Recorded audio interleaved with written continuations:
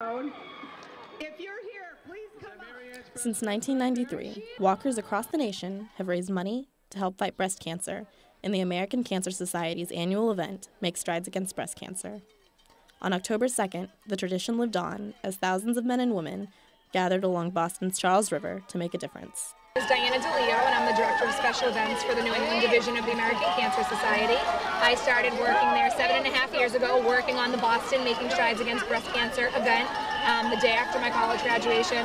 I've served in a couple of different roles since then, but still always working on making strides. This event just holds such a special place in my heart. It's the oldest and largest one-day breast cancer walk in the country. So next year will be our 20th anniversary here in Boston. And you can see by the people today that it's just absolutely amazing. 40,000 people raising hopefully over $3 million. They come from different walks of life, and their stories are all different.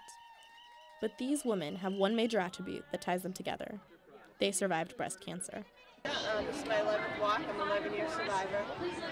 I walk because I can. I walk for all those who could. I am a 5-year cancer survivor. I live in Norwood, Massachusetts, and I had very early detection because of a mammogram.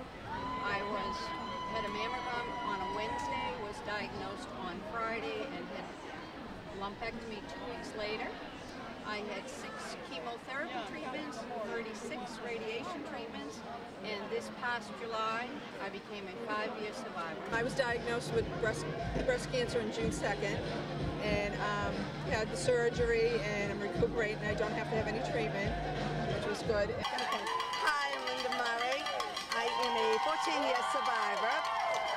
After 5 years of fighting breast cancer, I beat my 75% survival rate.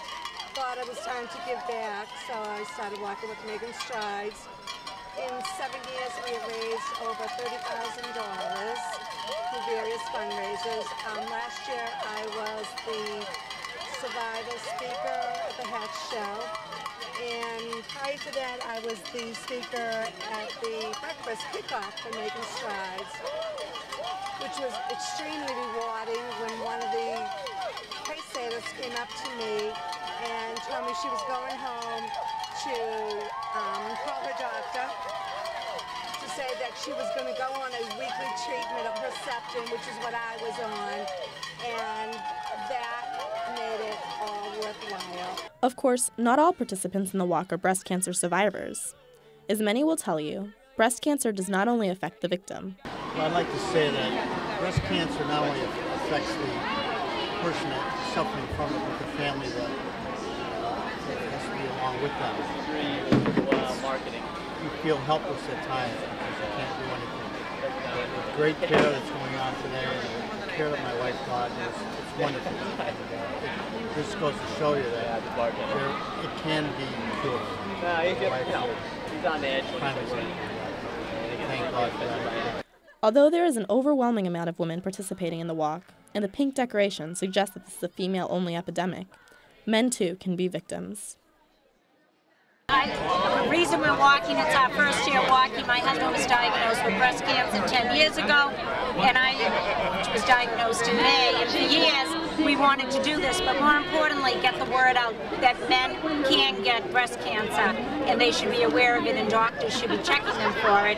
So a group of us together, 50 of our dearest friends and family, got together and just finished a walk, and that's our story. He got it, she got it, we tried it. It's just, it's very rare in men, and we'll try to just bring a little more awareness to men, in getting, in checking checkups, and checking themselves for breast cancer, because it's 1% of all breast cancers, but the mortality rate's 10 times as high.